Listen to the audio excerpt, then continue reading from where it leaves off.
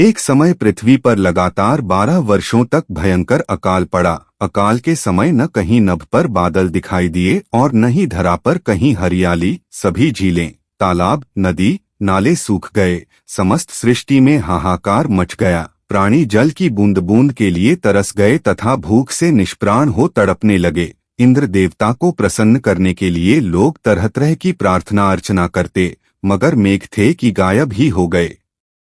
किसान अपनी सोने जैसी धरती के बंजर हो जाने के भय से हर समय प्रार्थना में लीन रहते। सूर्य अपने प्रकाश को जिसे अग्नि के रूप में धरती पर डाल रहा था, उससे समस्त जीव जंतु अकाल मृत्यु को प्राप्त होने लगे। भयंकर गर्मी में एक किसान ने अचानक अपने खेतों में हल जोतना शुरू कर दिया।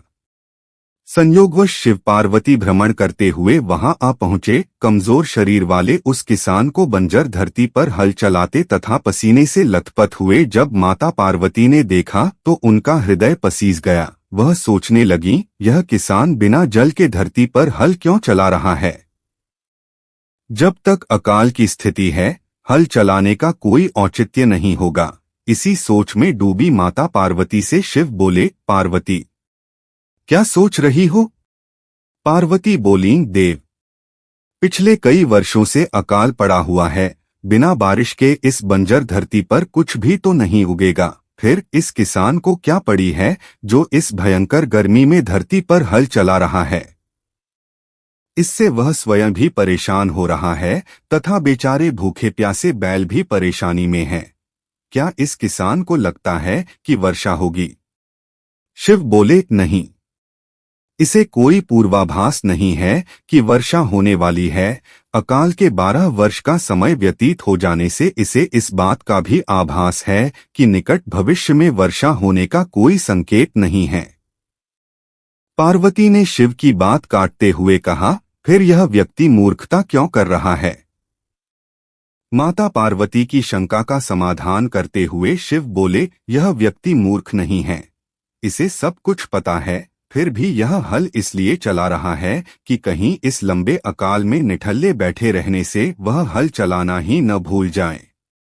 शिव का उत्तर पाकर माता पार्वती उस किसान के कष्टों के निवारण का उपाय ढूंढने लगी। माता जानती थीं कि भगवान शिव जब भी अपना वर्षादायी शंख बजाते हैं तो वर्षा होने लगती है। उन्होंने शिव से कहा, प्रभु, किसान यह सोचकर कि कहीं वह हल चलाना ही न भूल जाए, कितना कष्ट उठाकर हल चला रहा है, लेकिन आपने भी तो इतने वर्षों से अपना वर्षादायी शंख नहीं बजाया है। कहीं ऐसा न हो कि आप भी शंख बजाना भूल जाएं। नहीं पार्वती, ऐसा कैसे हो सकता है? शिव तपाक से बोले, मैं शंख बजाना भला कैसे भूल सकता हूँ? पार्वती झट से बोली, ऐसा क्यों नहीं हो सकता स्वामी? इतने वर्षों से आपने शंख नहीं बजाया, ऐसे में हो सकता है कि आप शंख बजाना ही भूल गए हों। नहीं पार्वती, मुझे शंख बजाना आता है और अपना शंख बजाना न तो मैं भूला हूँ और न ही भूल सकता हूँ। शिव ने पार्वती की शंका निवारण के प्रयास में कहा, मगर पार्वती अपनी जगह अडिग थीं। कहने लगीं, प्रभु, यदि ऐसा नहीं है तो एक बार बाजार क्यों नहीं देख लेते? पार्वती की बात सुनकर शिवजी को लगा कि वे संदेह में घिर गई हैं। संदेह निवारण करने के लिए उन्होंने तुरंत अपनी झोली से वर्षादायी शंख निकाला और पूरे वेग से उसे बजाने लगे। बस फिर क्या था, शंखनाद होते ही समूचे आकाश में मेघ घिर आए। काले रंग के घनघोर बादल आकाश में हों और बारिश न हो, ऐसा भला कैसे होता?